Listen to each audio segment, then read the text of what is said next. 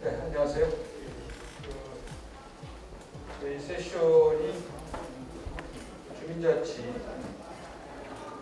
특별 세션으로 구성이 된 것 같습니다.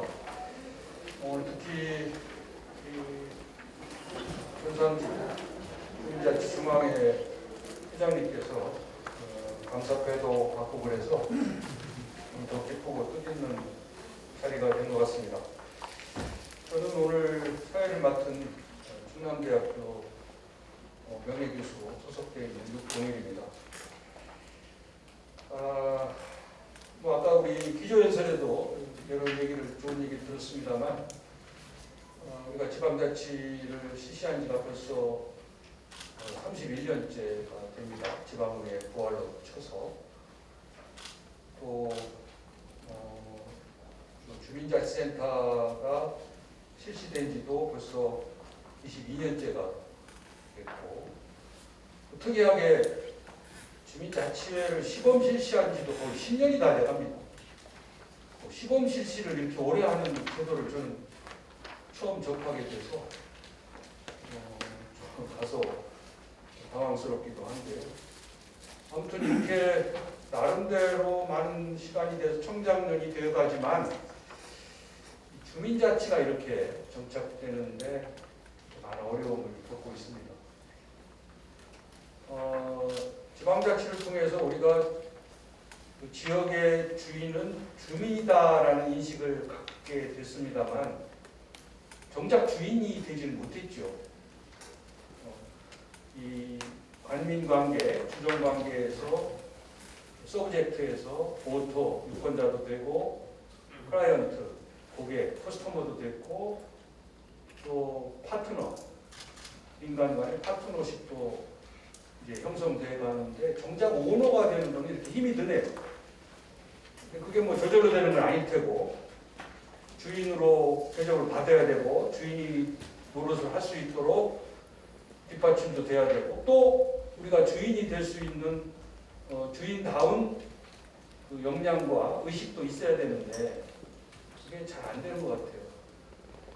특히 주민자치 관련해서는 제가 주민자치는 잘 현실화 안 되는데 주민자치에 관한 연구는 굉장히 깊숙하게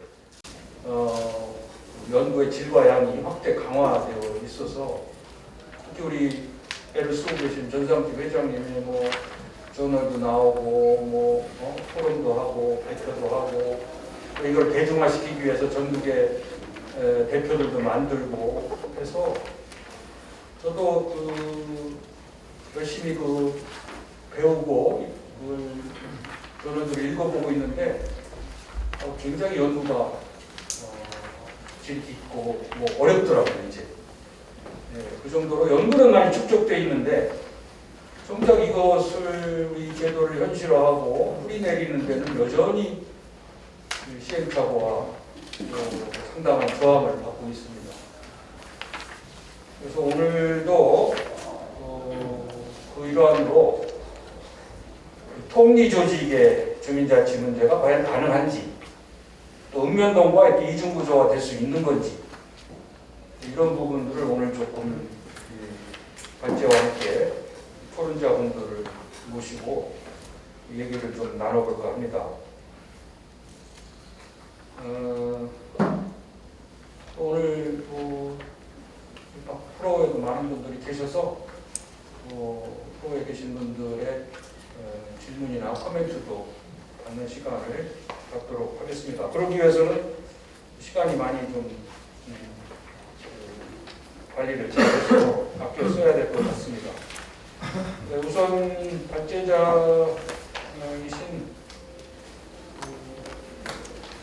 조성호 박사님의 시간은 한 어느 정도 필요하세요? 네. 20분 정도? 네. 그리고 한 20분은 넘지 않도록 좀 지켜주시면 좋겠고요. 아주 연구를 활발히 하고 계시는 세 분의 토론자도 모셨습니다. 충남대 도시자치융합과의 김찬동 교수님, 서울시 마을공동체 종합지원센터의 손우정 센터장님도 모셨고요. 또 법무부인 온다의 이동호 변호사도 모셨습니다. 그래서 토론은 이거 몇 시까지 끝나야 되나요? 이게 방을 비워줘야 되기 때문에 이게 뭐 네, 4시. 4시? 그러면 조금 더 하셔도 된다면 저희 6시까지 계속 이어져 있습니다. 저희 섹션. 거의 모자르지 2시간 가지고. 다음 이슈 좀 1시간 넘어가면 안 돼. 4시에 끝내야 돼. 그렇죠. 그럼. 그러면 발표는 15분 내로 좀 줄여주시고 토론자분들도 한 7분 정도로 우리 토론도 있으니까요. 다 읽어보셨을 거고 그래서 요약 토론해 주시고 프로에서도 짧게나마 몇 분 코멘트를 듣도록 하겠습니다. 그럼 바로 이어서 조성호 의원님의 발제를 듣도록 하겠습니다.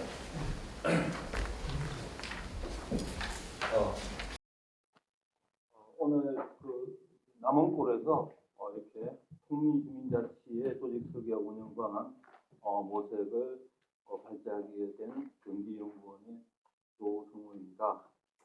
제가 사실상은 천하 비제한데 주민자치 중앙에서 저를 이렇게 지정 발제자로 내세워서 하는데 참으로 저로서는 굉장히 영광입니다. 메이저급 학회에서 기획을 이렇게 발제할 수 해주는 것만 해도 굉장히 영광입니다.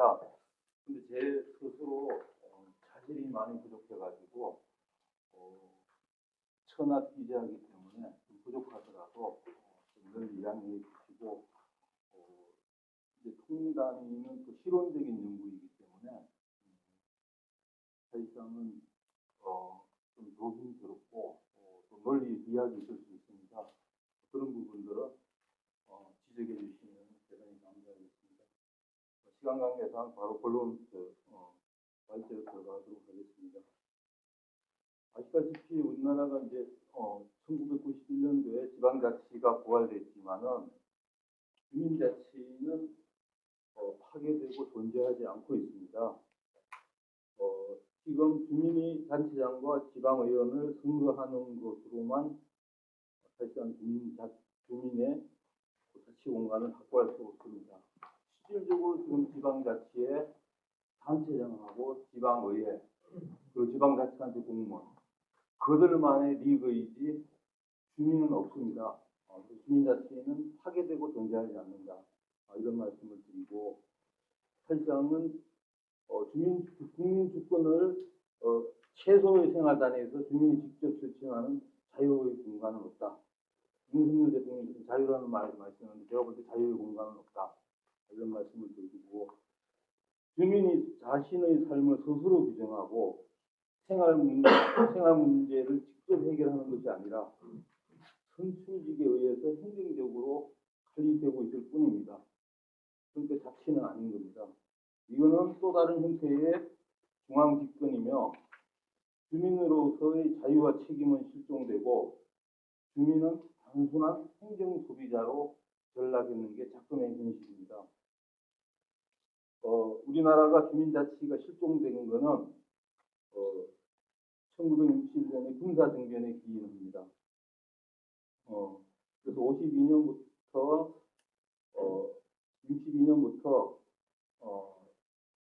52년에 실시한 지방자치를 중단시키고 마을자치인 원면자치를 폐지를 했습니다.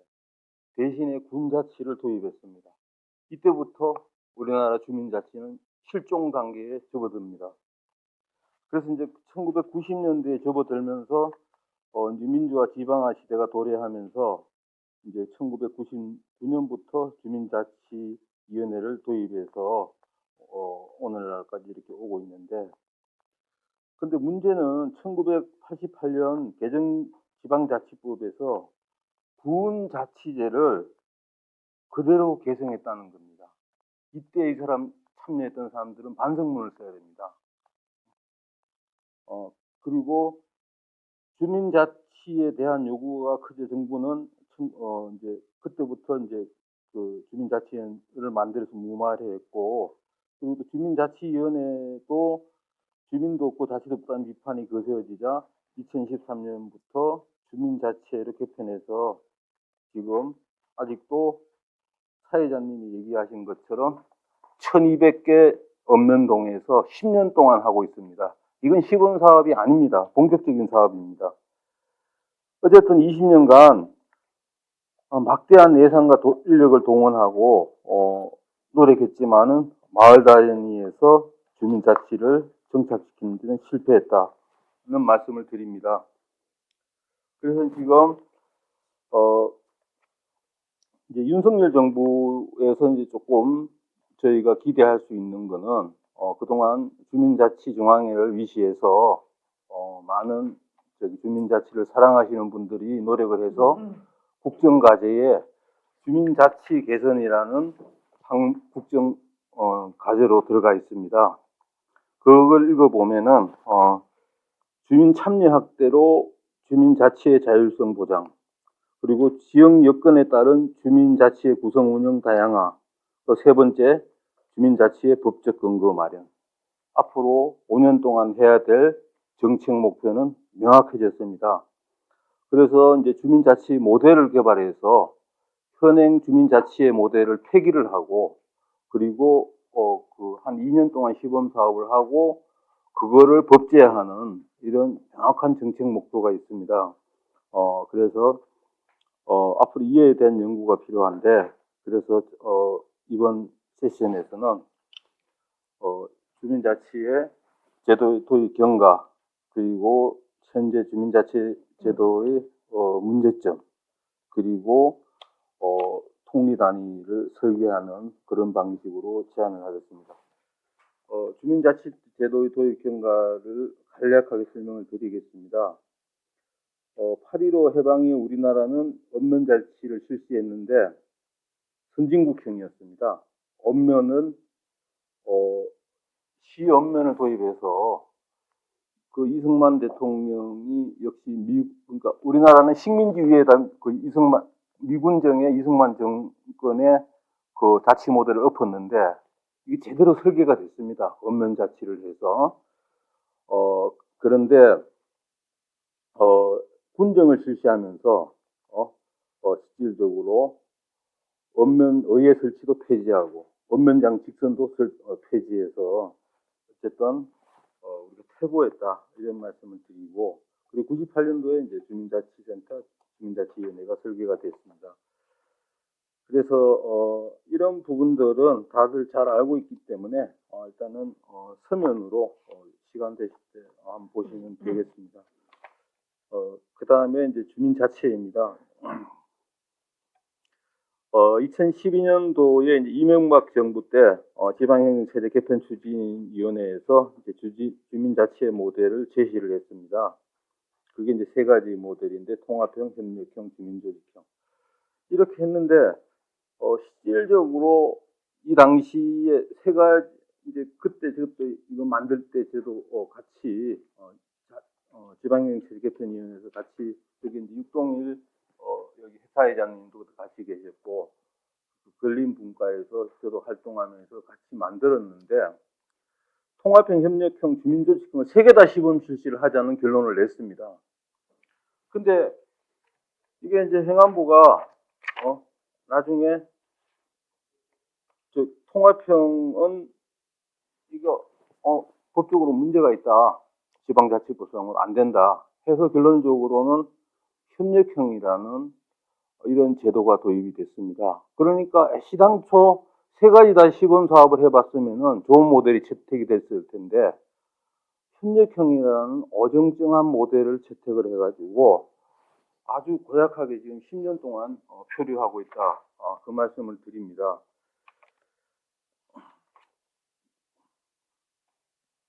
다음에 이제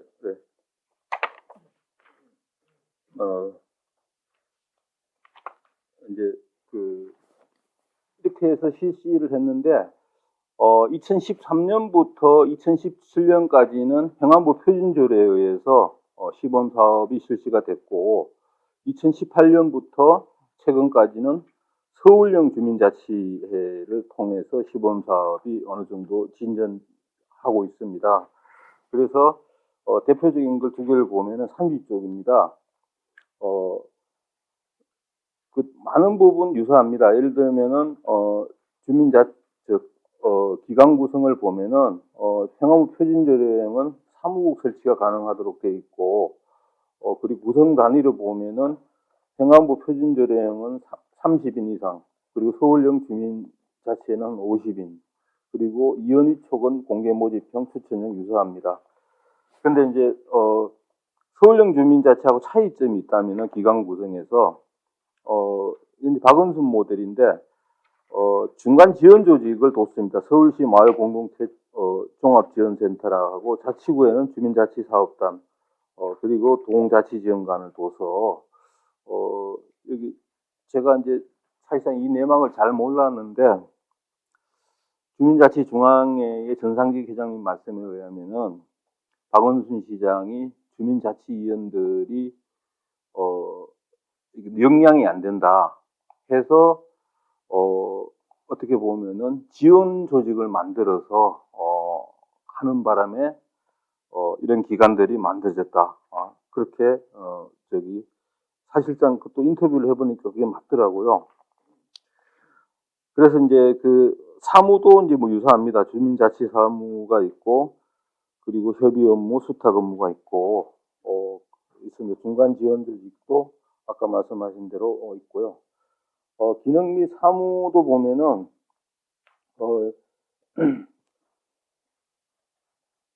주로 이제 중간 지원 조직하고 이제 주민총회 운영으로 돼 있고, 재정 및 감사 부분은 약간씩 다릅니다.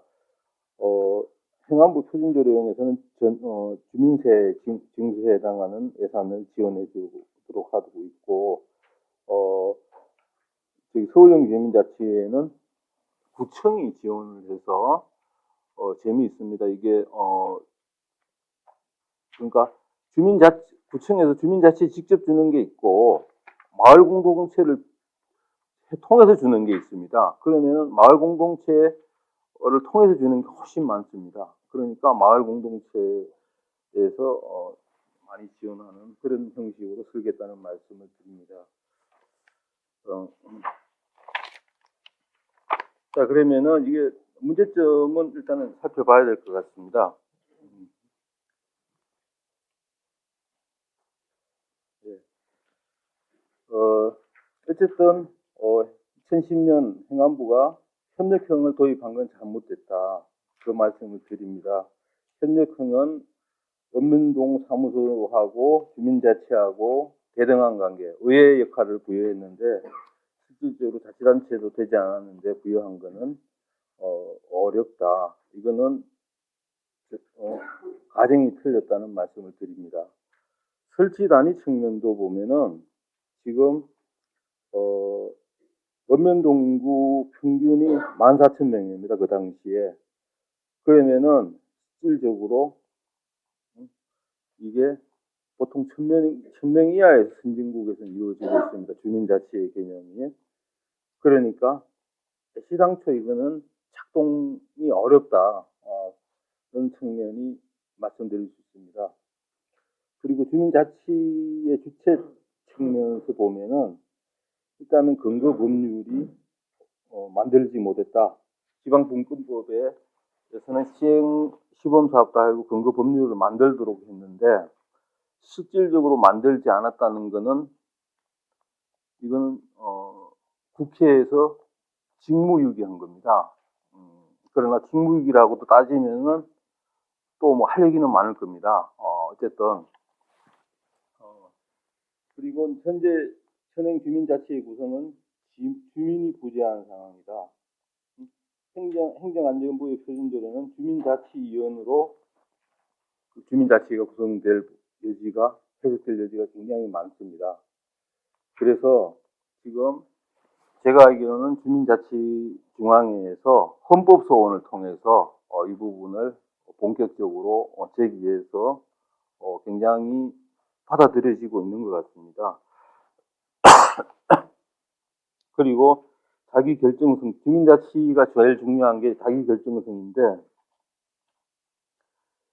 2018년도부터 문재인 정부의 주민자치 시범 실시는 서울형 주민자치의 모델을 바탕으로 청와대 총리실 행안부가 주도해서 문재인 정부의 시민단체 시군구 지역거점 설립을 지원하고 읍면동 거점까지 지원하기 위해서 주민자치를 이용한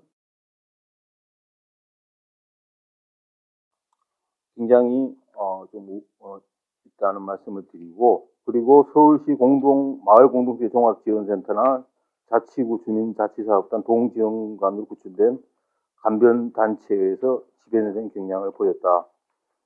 결론적으로 문재인 정부의 간주도적 주민자치 시범 실시는 중간조직이라는 시민단체에 의해서 주민의 자기결정권 침해 소지가 높다, 이런 말씀을 드립니다.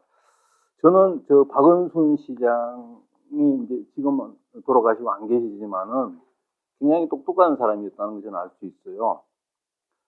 원래 국가하고 개인하고 중간에 시민인데,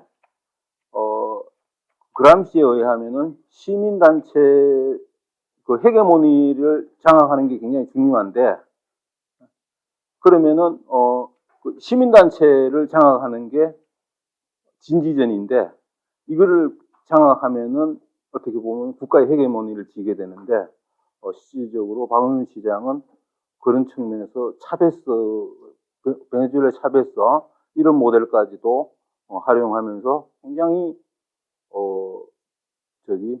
중요한 역할을 참 굉장히 어떻게 보면은 그 정치적으로 굉장히 활용을 했다, 그런 의구심이 있습니다. 예, 알겠습니다. 그리고 그리고 주민자치 대상 측면에서 이제 사무 같은 게 주로 위탁 사무 이런 것들이 많다. 그리고 자치권 측면에서는 실질적으로 지금 읍면동이 있는 한은 주민자치가 사실상은 집행권의 읍면장이 있기 때문에 주민자치 사무가 작동하기 힘들다는 말씀을 드립니다. 자, 그래서 개편 방안을 빨리빨리 진행하도록 하겠습니다. 중층적으로 설계를 했으면 좋겠습니다. 그래서 참 법률안의 검토는 시간 관계에서 생략하도록 하겠습니다. 기본 모형 측면에서는 주민조직행위 맞다. 그리고 설치 단위 측면에서는 1000명 이하 단위에서 읍면동하고 통리도 중층적으로 했으면 좋겠다는 말씀을 드리고, 그리고 기능 및 사무 배분 측면에서도 사업 추진이라든가 자치 계획, 그리고 협치, 그 시군구하고 협치 이런 부분들은 아무래도 읍면동 주민자치에 대해서는 좋겠고, 통리 단위에서는 주민소통 및 하하 기능과 근린생활 서비스 공유 등 근린생활 서비스를 중심으로 했으면 좋겠다라는 말씀을 드립니다. 그리고 이제 법제화 측면인데, 이 행안부 표준제는 폐기돼야 됩니다. 제가 볼 때는 지방분권법 시행령을 만들어서 주민자치의 시범 사업을 하는 게 맞다는 말씀을 드립니다. 사실상은 지방분권법에도 조례에 위임한다는 얘기는 하나도 없습니다. 그래서 이렇게 국민적인 파괴 효과가 크고 이런 부분들은 당연히 시행령을 만들어서 해야 된다. 그래서 윤석열 정부에서는 행안부 표준제례는 폐기돼야 되고 시행령을 만들어서 해야 된다는 말씀을 드립니다. 예, 그리고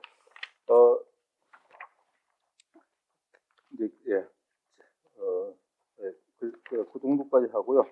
그리고 제가 도시 특성에 따른, 이거는 제가 그냥 설명을 하겠습니다. 도시 특성에 따른 주민자치제도 개편 방안은 제가 볼 때는 이게 이제 윤석열 정부의 핵심 주제인데 한 8개 모형 정도 나올 수 있는데 제가 다 할 수는 없고 한 2개 정도 양극단의 특강역시 중심의 이제 그런 모델하고 농산어촌 지역의 모델을 2개를 한번 설계해 봤습니다. 설계의 기본 원칙은 첫째는 이해관계가 있는 지역의 지역별로 해야 된다. 그리고 생활권이 유사한 지역별로 해야 된다. 소생활권이.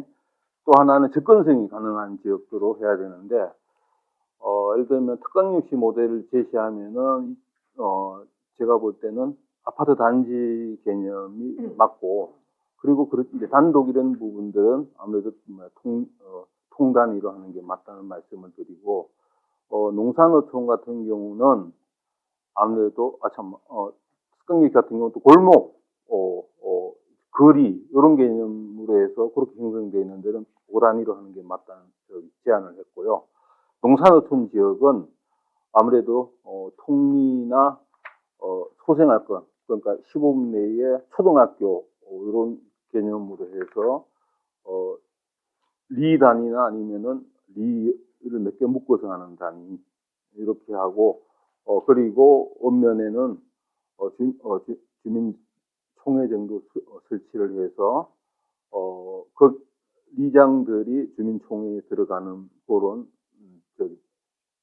위원으로 들어가는 그런 모델이 가능했고 나머지 6개 모델은 저도 아직 더 검토를 해봐야 될 것 같고 사실까지 가지 않은 길이기 때문에 불확실합니다. 이상입니다. 예.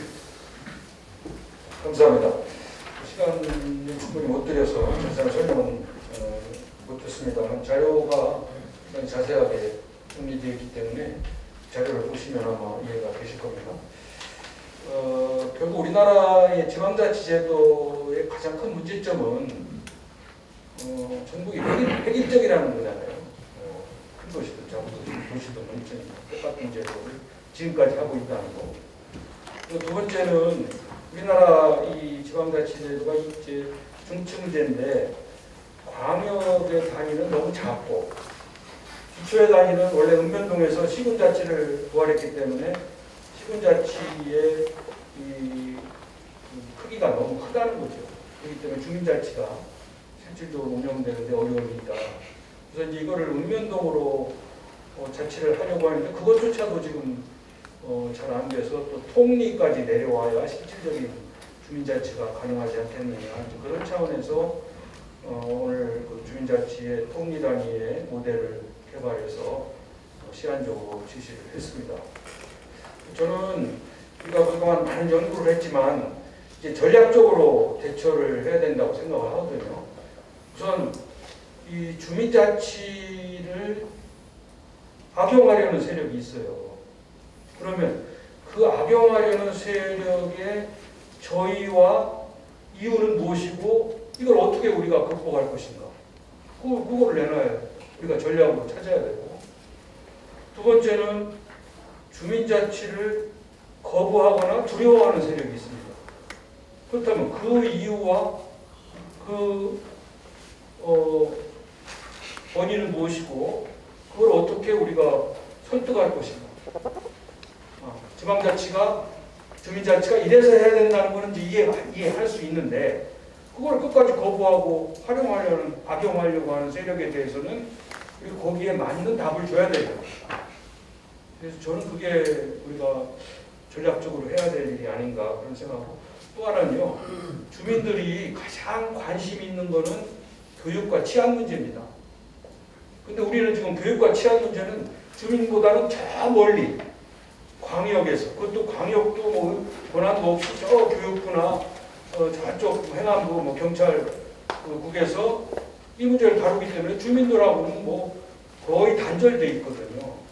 그래서 주민자치를 제대로 하려면 교육과 치안에 관한 얘기를 할 수 있어야 되는데 우리는 기초 교육자치를 안 하잖아요. 기초 경찰자치를 안 하잖아요. 그래서 그거를 왜 우리는 포기했는가? 이 문제에 대해 저는 궁금하게 생각해서 토론 과정에서 혹시 얘기가 있으면 좋겠습니다. 먼저 토론자들 세 분께도 충분한 시간을 못 드리는데요. 7분 선에서 요약 정리를 해주시기 바랍니다. 먼저 김찬동 교수님 부탁드립니다. 네, 반가운 소개받은 김찬동입니다. 주민자치 문제는 그 전상희 회장님이 제 기억으로 한 15년 이상 실질화라고 하는 문제를 가지고 계속 이 문제를 두드려 오셨던 것 같고요. 그때의 주제는 이게 주민자치가 관치다. 이게 자치가 민치가 아니다. 이 문제를 근본적인 문제를 계속 얘기를 했던 거죠. 그래서 그 당시에 위원회라든지 그 다음에 회라든지 이렇게 했던 거, 그 다음에 서울형으로 이렇게 갔던 것도 오늘 조성호 박사님 발표에도 나왔습니다만 중간지원기관 조직 이런 것들이 들어가면서 결국 또 관치화로 돌아가 버리는. 그래서 처음부터 문제 제기했던 게 상당히 많이 문제가 풀려졌고 시민사회가 참여했다라고 이렇게 했는데 어느 순간 보니까 이게 자치냐 하는 문제가 다시 문제가 제기가 된 거죠. 제가 주민자치 실질화의 문제를 얘기를 할 때도 이건 자치가 아니라 단지 행정에 대한 참여일 뿐이라 이 문제를 계속 얘기를 했던 거고 현재도 결국 이 정말 시민사회의 자치 어떻게 해야 되느냐 이 문제가 우리에게 던져져 있는 거다라고 하는 거죠. 그리고 지금은 지방자치법도 전부 개정이 되어져서 주민주권 구현이다라고 이렇게 되어 있는데 이걸 과연 어떻게 해야 되는가에 대해서 저희들이 뭔가 합의가 안 되어 있고 잘 방향을 잃어버린 것 같다라고 하는 거죠. 이 주민주권이라고 하는 거는 민주주의하고 이렇게 관련이 되어 있는 것 같은데 이 부분이 우리는 민주주의 이렇게 하면 대의제 민주주의 그 대표를 선출을 해가지고 하는 의회를 구성하는 것만 민주주의다 그랬고 또 지방자치가 도입이 될 때도 이걸 지방자치다라고 이렇게 인식을 하게 됨으로 인하여서 민주주의에 있어서 한 측면이 완전히 빠져있다. 그게 뭐냐 하니까 오늘 여기서 얘기하고 있는 풀뿌리 민주주의라고 하는 이걸 어떻게 해야 되느냐 또 실질적으로 우리 사회에서 가능할까 시민사회의 역량으로 이게 가능한가 이 문제들이 사실 풀려져야지 이 문제가 풀려질 거다라고 하는 거죠. 그런 측면에서 조성호 박사님이 일단 우리의 이런 주민자치 제도의 경과나 이런 흐름들을 쭉 분석을 하시면서 이게 규모가 너무 크다. 그래서 규모를 좀 낮은 단위 통리로 가야 된다 하는 거는 뭔가 우리의 민주주의의 문제를 푼다든지 또 참여의 문제에 있어서 시민사회에 뭔가 역량을 이렇게 뭔가 함양을 한다든지 이런 측면에 있어서 규모를 작은 단위로 가져가는 건 필요하다라고 하는 거지. 그런 측면에서 현재는 우리가 읍면동과 통리라고 하는 이 개청에 있어서 통리단에서 뭔가 주민자치를 해야 되겠다. 그런 하나의 방향성을 얘기를 하는 거죠. 또 하나는 문제가 이런 거죠. 읍면동에는 보면 행정과 시민사회와의 관계, 자치와의 관계에 있어서 행정이 여기 지금 들어와 있는 거지 않습니까? 조직으로. 이게 사실은 빠져줘야 이게 제대로 된 자치가 되는 게 아니냐라고 하는 문제가 제기가 되는 거죠. 그래서 이게 자치가 된다라고 하는 것은 이 자치의 개념을 기본적으로 보면 공동체 자치가 있고 그 다음에 어떤 공간을 공유함으로써 생기는 공유체 자치가 있고 그 다음에 국가와 이런 관계 속에서 하나의 공권력을 가지고 이렇게 할 수 있는 공공체 자치가 있다. 3층이 사실은 있다라고 하는 거죠. 그래서 주민자치를 기본적으로 시민사회 관점에서 이렇게 하려고 하면 이 세 층으로서 되어지면서 기본적으로 자치는 중층이 되는 거죠. 중층이 되고 행정과의 관계에서 3층이 되어지면서 이 국가와의 연결이 되는 거버넌스가 구축이 되는 이런 구조가 되어져야 자치가 이렇게 제대로 된 자치가 되어지는 거고 또 풀뿌리의 민주주의를 구현할 수도 있는 거다라고 하는 이런 구도에서 기본적으로 오늘 우리 발제하신 이 큰 방향에 있어서는 동의를 한다라고 하는 거죠. 근데 문제는 제가 토론문에 이렇게 말씀하셨던 것처럼 이렇게 이성적으로 논리적으로 이렇게 해야 된다라고 한다고 해서 현실은 이게 인위적으로 한다고 해서 구동이 되는 게 아니지 않습니까? 그러면 실질적인 필요나 수요가 있어야 되는데 그걸 어떻게 가져올 거냐. 아까 조금 전에 우리 사회에 보시는 유 교수님께서도 이 자치라고 하면 서구나 이런 선진국들을 보면 기본적으로 교육이라든지 치안이라든지 또 하나는 보면 사실 공간을 관리하는 도시 계획, 도시 설계 이런 권한들이 이 자치권으로 주어져 있어서 거기에서 그 구성원들이 이 주권적으로 그 문제들을 결정하고 책임지고 또 부담할 수 있는 구조가 되어야 되는데 이게 우리는 구성이 되기가 어렵고 행정이 이걸 다 해주고 있었으니까요. 자치가 형성이 되어 줄 수 있는 토양 씨앗이 없었다라고 하는 거죠. 그런 측면에서 우리 사회에 있어서 주민자치는 거의 불가능하다. 왜냐하면 행정이 중앙집권으로 국가에서부터 해서 모든 걸 행정사무로 해서 다 해주고 있는 상황에서 자치, 주민자치 사실은 이게 태동되기가 쉽지 않다. 하나의 수방처럼 이렇게 지금 서울형 같은 경우에 그런 거죠. 총회제라든지 주민세 환급분을 다 이렇게 세원을 준다든지 이렇게 해서 어떤 형태는 맞춰 놓았는데 풀뿌리 민주주의, 직접민주주의라든지 이런 것들의 기본적인 구조를 넣기 위하여서 서울형에 들어와 있는 거죠. 들어와 있는데 이게 결국은 관치화되어지고 있다라고 하는 이 문제를 어떻게 풀 거냐라고 하는 거죠. 그래서 이렇게 되면 우리 사회는 사실은 절망적이다. 그러나 도시지역이라든지 농촌지역 일부에서 이렇게 보면 그 지역의 생활 서비스, 공공 서비스의 문제를 공동체 단위에서 스스로 돈을 내고 그 문제를 처리할 수 있는 조직을 만들고 하는 사례들이 있더라라고 하는 거죠. 그게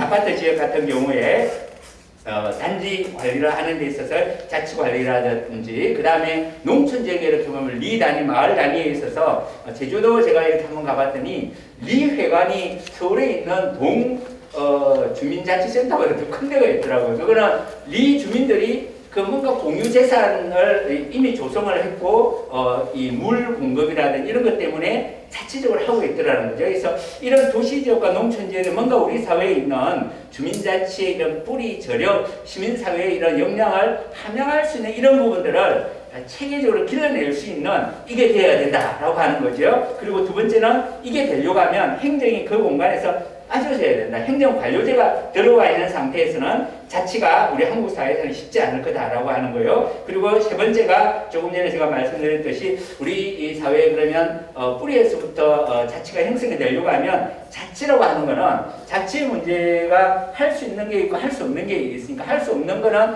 연대를 통하여서 이 문제를 풀어야 되거든요. 그래서 이게 중책이 필요한 거고 그러니까 그때에 이 연대를 할 수 있는 이런 것이 가능하기 위해서는 공동체 자치가 할 수 있는 건 하지만 할 수 없는 거는 연대를 통하여서 연대체를 통하여서 연합체라든지 이런 것들을 통하여서 그 문제를 풀고 그것도 안 될 경우에 행정에 이렇게 맡기는 이런 거버넌스 구조가 되어 있어야 된다라고 하는 거죠. 일본에 있어서의 그 자치회나 촌하위가 이 구조들을 이렇게 많이 들여다보면 이런 구조들이 이 바텀으로 되면서 행정과 관련 성을 이렇게 가지는 이런 구조로 되어 있더라라고 하는 거죠. 우리는 시민사회가 이런 주민자치에 역량이 없으니까 행정이 하나의 민설 관영의 이런 조직을 만들고 행정이 돈을 지원해주고 이렇게 하는 구조 이게 결국 단체 자치적 패러다임 속에 이렇게 갇혀 있다 보니까 이 문제를 풀지 못하거나 다시 얘기하면 주민자치적인 패러다임을 가지고 주민자치를 새롭게 설계하는 것이 필요하겠다. 라고 하는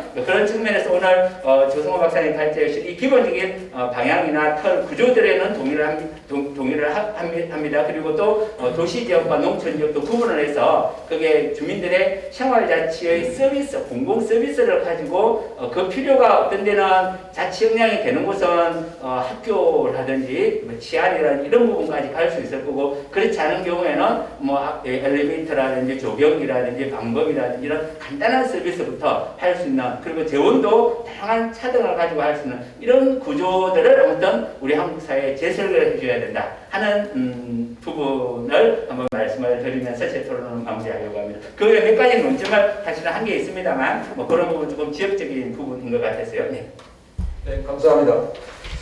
그 시간 때문에 제가 토론자의 쟁점이나 여러 가지 그 이슈에 대해서는 생략을 하고 바로 이어서 손우정 센터장님께 토론을 부탁드리겠습니다. 예, 예, 손우정이고요. 서울시 마을공동체 종합지원센터의 센터장 됐습니다.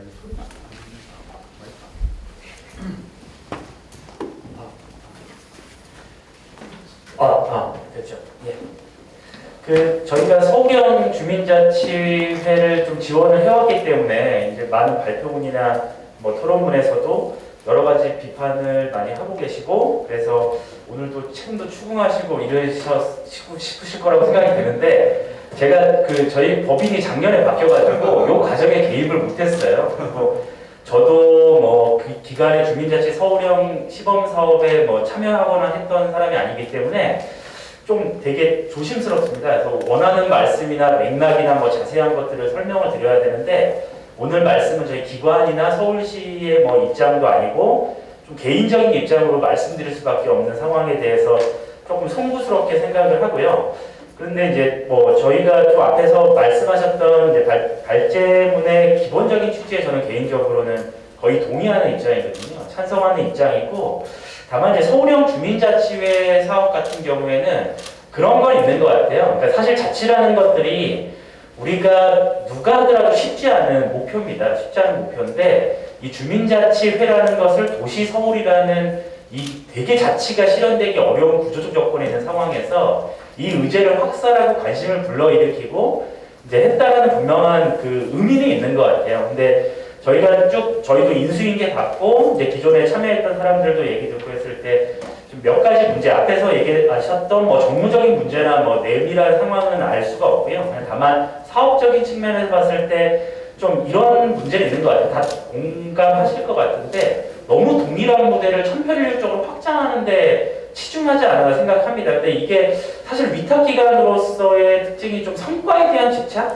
뭐 이런 것들 보여주기적인 사업에 대한 문제가 있지 않았나. 근데 이게 동일한 모델을 확대하기 시작하면 자치의 근본적인 지역의 다양한 특성이라든가 주민들의 성향들이 다 무시되기 마련입니다. 그래서 그런 문제의 한계가 있었던 것 같고요. 또 말씀 앞에서도 해주셨지만 이게 어떤 매뉴얼화된 사업에 대한 문제인 것 같은데, 매뉴얼을 만들게 되면 가장 모범적이고 따라해야 될 수준 높은 주민자치 기관에 그거를 모델로 삼아서 만들 수밖에 없거든요. 그러면 실제 그 역량이 투입되거나 그 기반이 축적되지 않은 주민자치회 같은 경우는 이거 따라가다 가라니가 찢어지는 상황입니다. 되게 프로세스가 복잡하고 웬만하면 상근 인력들이 결합되지 않으면 이게 원활하게 수행되기 어려운 구조적 상황이 있어요. 그리고 이런 앞에 두 가지 문제가 결합되다 보면 이 매뉴얼을 따라가고 이 모델 양식에 맞추다 보면 역량이 있고 뛰어나거나 시간을 많이 투입할 수 있는 사람에 대한 의존도가 높아집니다. 이게 바로 이제 많이 지적하셨던 평범한 주민들과 어떤 지역에서 다양한 활동을 왕성하게 펼쳐나가는 분들하고의 괴리가 넓어지면서 주민자체가 점점 주민과 멀어지게 되는 결과로 이어졌다라는 비판이 좀 가능할 것 같고요. 뭐 개인적으로는 그렇게 생각을 합니다. 그래서 근데 지금 이런 문제를 어떻게 해결할 것인가, 이것도 사실 하나의 방향으로 나올 수는 없을 것 같고, 또 이제 저는 이제 발제에 거의 동의하지만 방향성에 대한 동의하고 이게 실제 현장에 들어갔을 때는 또 다른 우리가 생각하지 못했던 문제들이 나타나기 마련인 것 같고요. 거기에 대해서 몇 가지 의견을 드리려고 합니다. 통리 주민자치회 같은 경우에는 뭐 예를 들면 저는 통리라고 표현하셨지만 사실상 생활권 기반의 주민자치회를 아래서부터 조직하는 과정으로 저는 이해를 했거든요. 발표문에. 그 방향이 되게 맞는데 입주자 대표자 회의 같은 경우에 이 기능을 주민자치회와 결합시키는 거는 사실 입주자 대표 회의를 주민자치회로 전환하는 것과 저는 동일한 의미라고 생각해요. 그리고 그 방향이 맞다고 생각되는데 이제 골목 대표자 회의 같은 경우에는 조금 복잡한 문제가 생기죠. 그러니까 읍면동 주민자치회와 동일한 문제가 여기서도 이제 재현될 수 있다고 생각을 하고요. 그래서 이게 자발적으로 주민들이 어떤 필요에 의해서 공동의 목표에 의해서 만들어지려면 여기에 대한 분명한 인센티브와 자극이 좀 있어야 된다고 생각합니다. 그리고 앞에 그 김찬 선생님께서도 얘기하셨는데 이게 읍면동 주민자치회하고 여기에 보면 통리 주민자치회가 공존하는 것으로 나와 있고 중층화 모델을 그리고 있는데, 그렇게 되면 두 주민자치회 간의 연계성이 명확해야 되고 기능이 차별화돼야 되는 과제가 있어요. 근데 그게 약간 여기서는 명확하게 나와 있지 않은데, 실제로 통리나 생활권 단위의 주민자치회가 어떤 주민의 자발성을 기반으로 공동의 목표를 결사한 곳이라면 그걸 상위의 기계 읍면동 같은 경우에는 이 요구를 복수의 주민자치회 간의 편차를 조정한다든가 이 요구를 조금 더 넓은 단위에서 구현할 수 있는 대표성 있는 기구해야 한다는 거거든요. 그러니까 운영의 조직의 원리가 두 개가 같을 수 없다는 거죠. 기능적으로 연계는 되지만. 그래서 뭐 여러 가지 방법들이 가능할 것 같고요.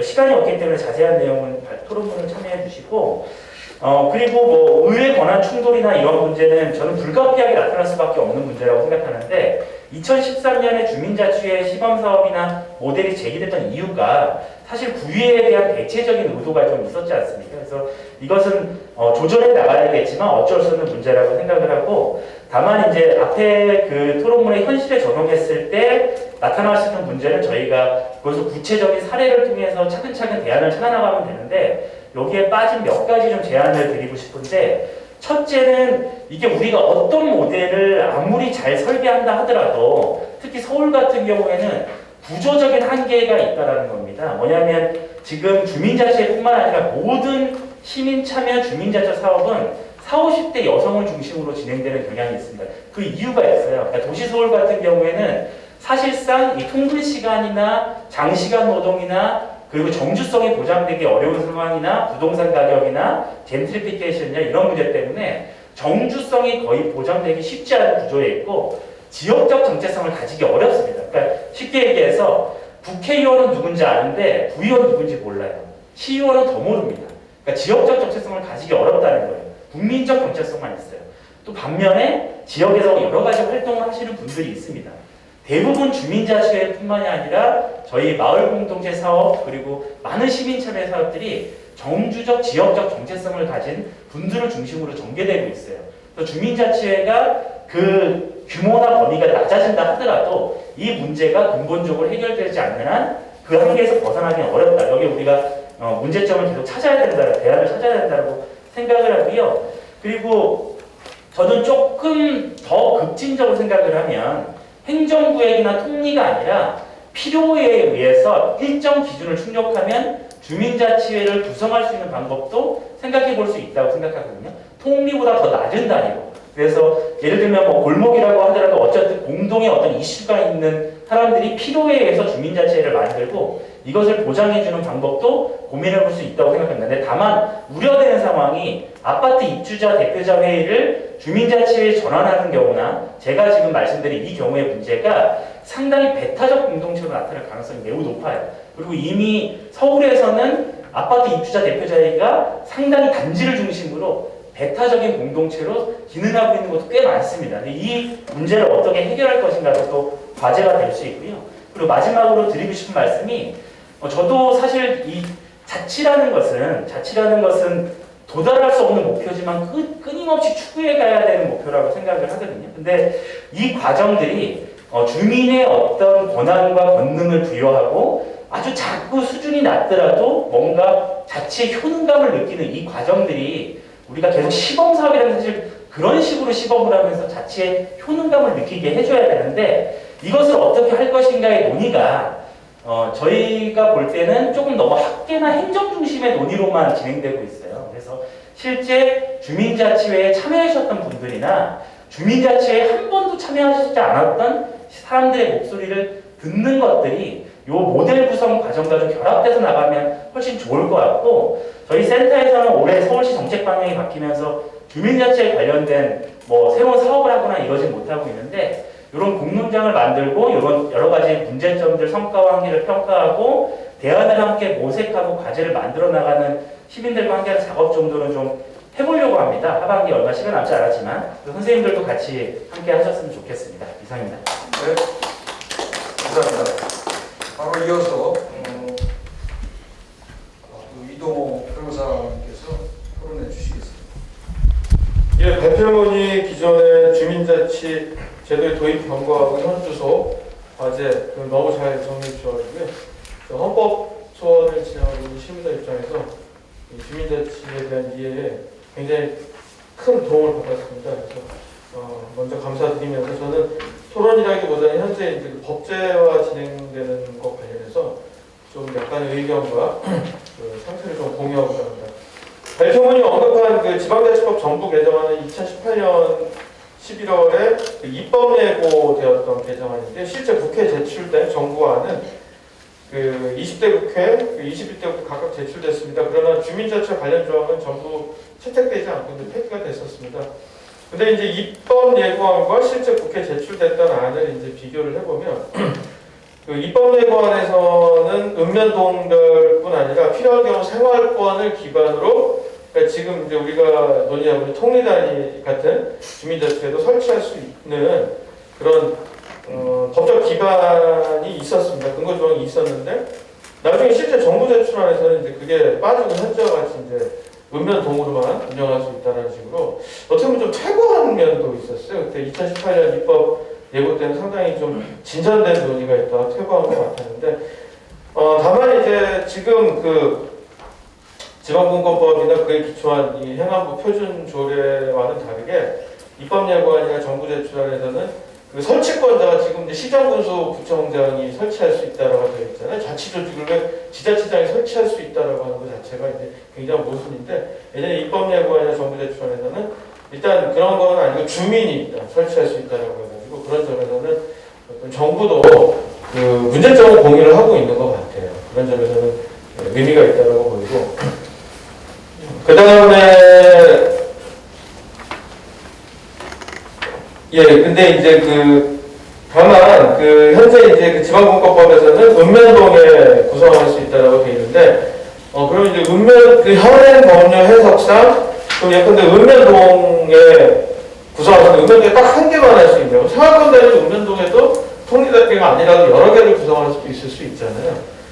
그리고 또 읍면동이나 그거보다 하부 단위 구성할 수 있는 다양한 해석들이 나올 수 있는데 이에 대해서 이제 본 변호인이 행안부에 유권해석을 한번 신청을 했었습니다. 그 행안부 입장은 뭐냐면은 읍면동에 한 개씩만 설치할 수 있다. 다만 참고자치 법규를 통해서 인구 면적, 지역 인구 면적, 교통 등 지역 여건이 필요한 경우에는 마을 단위로 분회 설치가 가능하다라고 안내하고 있다 이렇게 이제 얘기를 하고 있는데 그러나 이제 이거는 어디까지나 이제 법이 아니라 조례에 따른 거기 때문에 그 의회 지방의회 구성에 따라서는 이제 조례가 폐지될 수도 있는 거잖아요. 그러니까 법적 안정성 떨어진다고 볼 수 있고 그리고 여기서 이제 지금 발표자께서 하신 거는 이제 통일단위 주민자치가 이제 기본적이고 이제 그것이 이제 상급으로 읍면동이나 이렇게 이제 발전할 수 있다는 걸 말씀하셨는데 이 행안부 시각에서는 일단 통일은 그 분회 개념입니다. 이제 읍면에 하나 있는 주민자치회 분회 하부 단위로서만 이 본연 인식이 있고 그리고 이제 이 주민자치회 자체를 읍면동의 주민의사를 수렴 전달하는 협력기구다. 아까 이제 협력형 주민자치를 구성했다고 했잖아요. 그래서 말씀하신 대로 이제 민주적인 어떤 그런 대등하거나 이런 조직은 아니고 어디까지나 행정의 협조기구로서의 만 보는 어떤 시각을 노출했다라고 할 수 있습니다. 그래서 이제 현재 이제 21대 국회에 제출된 안은 이제 7개가 있습니다. 지방자치법의 내용을 포함시키는 지방자치법 개정안이 3개고 별도의 법률 제정하는 게 4개인데 사실 지방자치법 개정안은 기존에 현에 있는 지방분권법에 있는 내용을 지방자치법에 넣는 거기 때문에 수평운동하는 거기 때문에 특별한 의미나 유의미한 조항은 보이지가 않더라고요. 그래서 이제 별도법을 4개, 이제 김철민, 김두관, 이명수, 김영배안이 이제 유의미한 안인데, 여기 보면 이제 마을 단위 설치에 대해서는 김두관과 이명수안이 이제 그 내용을 갖고 있습니다. 그럼 나머지 이제 이 4개 법안 중에 이제 2개 법안, 그리고 지방자치법 개정까지 확대하면 7개 법안에 단 2개에서만 마을 단위 가능성을 이제 법제하고 있기 때문에, 아직까지 이제 국회의원 단위에서도 이 통일단위 생활권 기반 설치에 대한 인식이 낮은 것 같다라는 생각이 듭니다. 그런 면에서 오늘 이제 이런 세미나도 유의미하겠지만 그런 것들에 대한 어떤 홍보라든지 그런 것 대응이 앞으로 적극적으로 더욱 계속 전개되어야 할 것이라고 생각이 됩니다. 궁극적으로는 이 주민의 자치권이라는 게 헌법상 기본권이 되어야 됩니다. 이제 헌법상 기본권이 되었을 때는 지금 현재 이제 이 주민의 자치권을 제약한 여러 이제 법규나 이런 것들 헌법소원을 통해서 이제 폐지시킬 수 있는 길이 열리거든요. 왜냐하면 이제 주민자치 중앙회의 차원에서 제기했던 이제 2차 헌법소송에서 주민자치권을 저희가 이제 기본권으로 제시를 했었는데 최근에 헌법재판의 결정이 나왔는데 주민자치권은 헌법상의 기본권을 인정하지 않았습니다. 현행 헌법에서는 명시적으로 명시하고 있지 않다라는 점이거든요. 그래서 그 입장을 분명히 했는데 학자라든지 헌법학자나 행정학자나 지방행정 하시는 분들은 거의 이구동성으로 이제 주민자치권을 헌법에 명문화해야 된다는 입장으로 알고 있는데요. 궁극적으로는 헌법상 기본권으로 들어가야 할 것이라고 생각이 듭니다. 그리고 이번에 직접 오늘 발표한 주제와 직접 관련된 건 아니지만 그 사전 의무 교육 관련된 게 이제 헌법 소원을 제기 중이고, 그리고 이제 최근에 또 위원에 대한 주민자치위원회는 정치적 중립이고 또 선거운동의 자유를 제한하는 내용에 대해서 좀 위원을 했는데, 상대적으로 지금 현재 제출된 법안에서 이것을 어떻게 보고 있는지를 제가 마지막에 표를 좀 정리했는데, 김철민 의원은 현행 지방분권법이라든지 표준조례와 같이 그 자유에 대한 자유가 제일 커요. 나머지 김두관, 이명수, 김영배 안 같은 경우는 이제 사전 의무 교육 같은 걸 명시하지 않고 있고, 위원의 정치적 중립 의무에 대해서도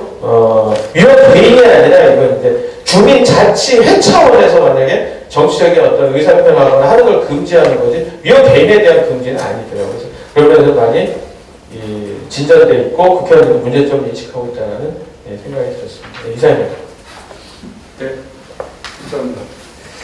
그 이상 발제와 토론, 지정 토론을 마쳤는데요. 저는 지방자치가, 주민자치가, 지방자치도 마찬가지예요. 주민자치가 민주주의를 위해서 의무적으로 해야 되기 때문에 관치와 싸우고 정치인과 싸워서 투쟁하고 운동하고 이렇게 하는 거라고 우리 시민들이 생각하지 않았으면 좋겠어요.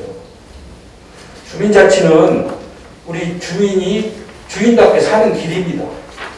그렇기 때문에 주민자치를 하는 이유는 우리 주민이 즐겁고 재미가 있으니까 즐겁고 지역을 우리끼리 지역을 발전시키는 즐거움이 있을 거라는 거.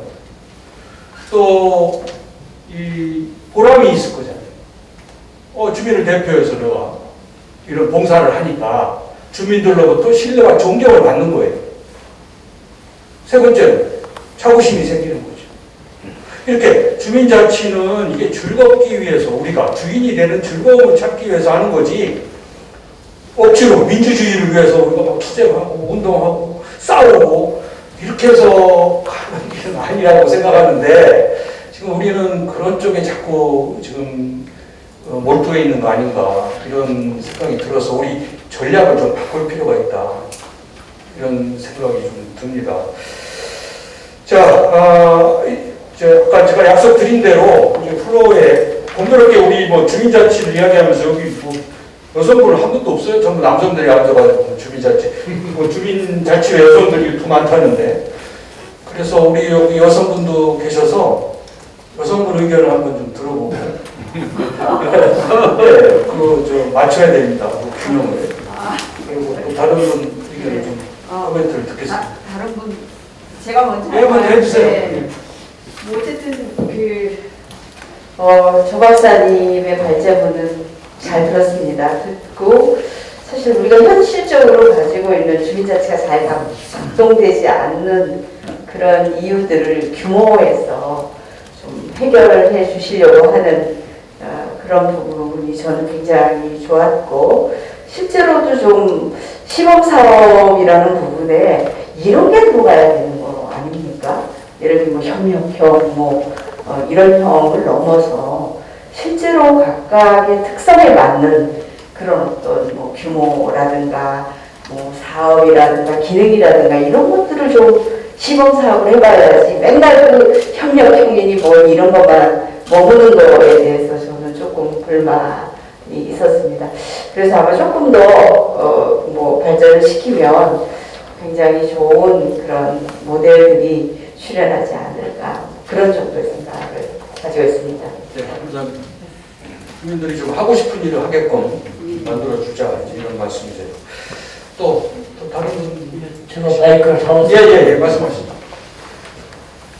저는 향약연구원의 이충구 연구위원입니다. 이 자리에서 듣고 말씀드리기 어려운데, 다만 전체적인 흐름이 제가 연구했던 공동체법, 아까 손우정 센터장님 하시는 일, 그걸 제가 몇 년 전에 쭉 살펴보고 상당히 진일보한 접근이라고 생각을 했거든요. 무슨 이야기냐면, 우리가 지금 입법을 이야기하고 조성우 연구위원님이 발표하셨는데, 저 마을공동체법 관련 조항들 쫙 살펴보셨군요. 탁상에서 이루어진 입법이다. 그냥 그 행정이 관례적으로 스테레오타입으로 이루어진 행정을 지금 입법에도 그대로 들어가있거든요. 그걸 가지고 우리가 논의하는 거거든요. 그러면 아까 손은정 센터장이 말씀 여러 가지 케이스들 이야기하시는데 예를 들어서 낙원 이방리의 그 향약이 지금도 유지되고 있거든요. 기층, 마을 단위에서부터 이루어지는 이 자치 현상을 우리는 입법으로 어떻게 그 끌어올릴 건가, 그것을 받아들일 건가. 이 관점에서 다시 보면요, 오늘 논의가 굉장히 잘 풀릴 겁니다. 그래서 앞으로 저희가 박경환 교수님, 송하숙 교수님 모시고 이게 신하야 운동을 하고 있는데 이 취지는요, 근본적으로 마을 단위에서 이루어지는 주민자치 이걸 끌어올리고 북돋아주고 제도화하고 그래서 복지, 경제, 문화 하여튼 완벽한 어떤 이상향으로 된 그 통리로 표현되고 있는 마을 공동체의 육성을 할 것인가 이런 관점이거든요. 그러니까 우리가 포인트를 바탕으로 보느냐 탑다운으로 하냐 하는데 알게 모르게 지금 우리는 탑다운으로 되는 이 의사결정 구조를 받아들이면서 논의해오니까 그렇지 않는가 죄송합니다. 하여튼 그런 의견 우선 소감으로 말씀 올리겠습니다. 네, 감사합니다. 뭐 다른 분 계세요? 예, 안 계시면 마무리하도록 하겠습니다. 우선 뭐 특별한 질문이나 뭐 이건 없었지만은 발제자께서 1분 내로 마지막 멘트 좀 해주시고요. 네. 실제 우리나라 지방자치는 그 일본 식민지 모델 위에다가 미군정을 엎었으니까 실질적으로 아직까지도 일본의 그 지방자치 제도가 지방자치법을 위시해서 그대로 전승이 되고 있습니다. 그래서 읍면동도 지금 실질적으로 주민자치 영역인데 지금 주민자치구역인데 지금 간치가 행해지고 있는 것도 일제강점기 때 만들어진 거기 때문에 저는 읍면동은 이건 기태다. 태어나지 말았어야 할 제도인데 이 세계 유례가 없습니다. 자치단체에서 행정계층을 만들어가지고 그 소규모 그 주민자치구역을 관리하는 그런 나라 세계적으로 없습니다. 한 말씀해 주시죠. 있으면 저한테 말씀해 주십시오. 제가 저기 식사도 사고 술도 사겠습니다. 그런 모델이 있습니다. 없습니다. 그래서 이게 태어나지 말았어야 될 제도인데 이게 첫째는 기회가 있었어요. 박정희 대통령이 이제 실질적으로 지방자치를 폐지하고 1988년도 부활할 때 그때 군자치단체로 안 가고 읍면동 자치단체로 갔으면 성공했어요. 또 하나는 김대중 정부 때 읍면동을 주민자치한 돌려주려고 했어요. 일부 기능을 하고 철수시키고 공무원을 시군으로. 근데 또 실패했어요. 그러니까 이게 세계에 유례가 없는 제도인데 이런데 쉽게 얘기하면은 군이 너무 크기 때문에 읍면동에 주민들을 행정복지센터를 만들어가지고 군이 너무 크기 때문에 서비스를 하겠다는 건데 어떻게 보면은 주민자치를 말살시키는 이 제도입니다. 그래서 이거를 제가 볼 때는 우리가 아무리 주민자치 운동해도 읍면동 행정계층을 드러내지 않는 이상은 한계가 있다는 말씀을 드립니다. 그리고 제가 볼 때는 역사문화 그 경로가 굉장히 중요한데 우리나라 훌륭한 전통이 있습니다. 갑오경장 때까지 유지됐던 총계라든가 향해 조교 같은 이런 제도가 있습니다. 거기에다가 제가 볼 때는 주민자치들을 엎으면은 일본 모델에다가 미군정을 엎은 것보다는 100배 나을 거다. 그런 말씀을 드리면서 마치겠습니다. 예, 끝으로 이 자리를 만들어 주시고 또 오늘 뜻깊은 부사까지 하시는 우리 전삼지 회장님의 마지막 총평을 한번 듣는 게 좋겠죠? 네, 부탁드립니다. 매우 감사합니다. 이제 행정학에서 보통 다룰 때 그 지방자치 계층을 우리는 2계층으로 생각하잖아요. 이제 프랑스는 뭐 3계층이다. 일본도 이제 2계층이다 이러는데 제가 봤을 때 한국의 지방자치 계층은 시도 있고요, 시군구 있고, 읍면동 있고, 통리 있고, 우리 4개 계층입니다. 이 중에서 제가 봤을 때는 읍면동을 행정계층으로, 그러니까 시군구 지배 계층으로 만들어 놓고 있는데 이게 지금 가장 말이 안 되는 거고요. 그래서 제가 봤을 때는 읍면동은, 제가 보는 읍면동장 직선제라고 대변될 수 있는 읍면동 민주화는 반드시 좀 해야 될 것 같은 생각이 들고요. 그 다음에 이제 4개 계층 중에서 맨 밑에 있는 통이나 리는 이제 행정에서는 더 간섭하지 않고 이제 주민들한테, 주민들끼리 수평적으로 주민들이 직접 민주제로 운영할 수 있도록 좀 이제는 그 주민들한테 맡기는 게 필요하다는 생각입니다. 이제 김찬동 교수님하고 벌써 그 자치통 얘기 나왔던 데가 10년 정도 가까이 돼가죠, 그죠? 그때 이미 주민들이 자치를 할 수 있는 구역은, 지금 읍면동은 너무 인구가 많고 면적이 넓고 해서 못하니까 통 정도나 리 정도로 하는 게 맞다. 그 실제 우리가 그 이제 과연 우리 조상들은 이 주민자치를 안 했는가 그래서 살펴보면 되게 이제 그 향락을 실시할 때도 시군에서 실시하는 향락이 있고요. 요즘 같으면 읍면에서 실시하는 향락이 있고 이제 리에서 실시하는 향락, 통리에서 실시하는 향락이 있습니다. 아까 말씀드렸던 남은 이제 기지 이밤 향락도 통리 향락이지 이게 이제 면 향락도 아니거든요. 면 향락이나 시군 향락은 다 사라지고 없습니다. 그런데 이제 그 통리에 실시했던 마을 향락은 전라도에 아직도 살아있는 게 여러 군데가 있습니다.